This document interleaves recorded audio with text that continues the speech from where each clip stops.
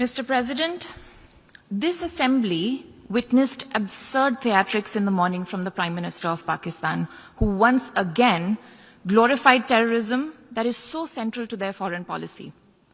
However, no degree of drama and no level of lies can conceal the facts.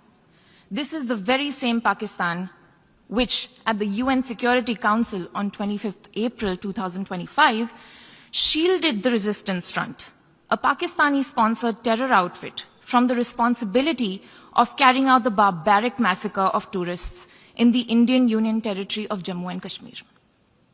Mr. President, a country long steeped in the tradition of deploying and exporting terrorism has no shame in advancing the most ludicrous narratives to that end.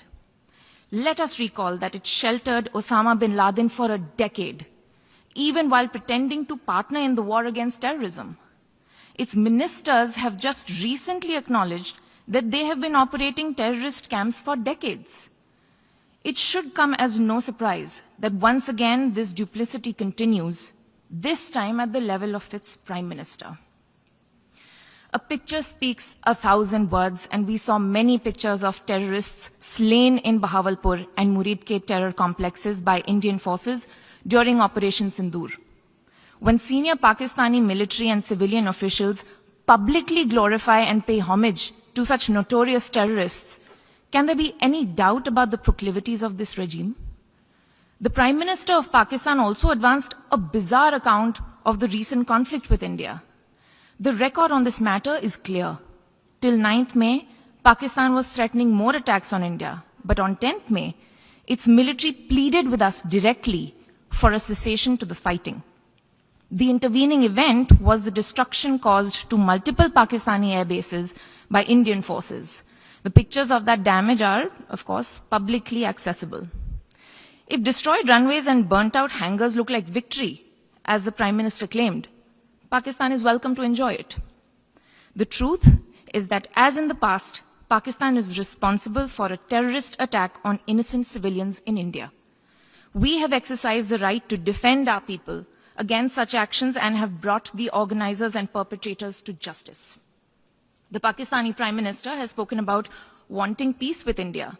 If he is indeed sincere, the pathway is clear. Pakistan must immediately shut down all terrorist camps and hand over to us terrorists wanted in India. It is also ironic that a country which wallows in hate, bigotry, and intolerance should preach to this assembly on matters of faith.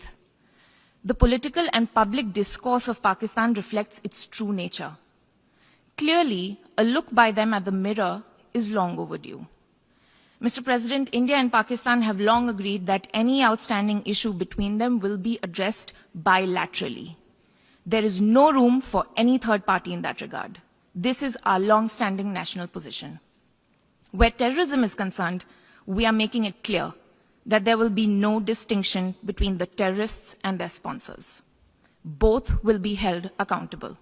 Nor will we allow terrorism to be practiced under the cover of a nuclear blackmail.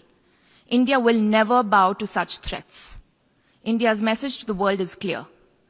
There must be zero tolerance for terrorism. I thank you, Mr. President.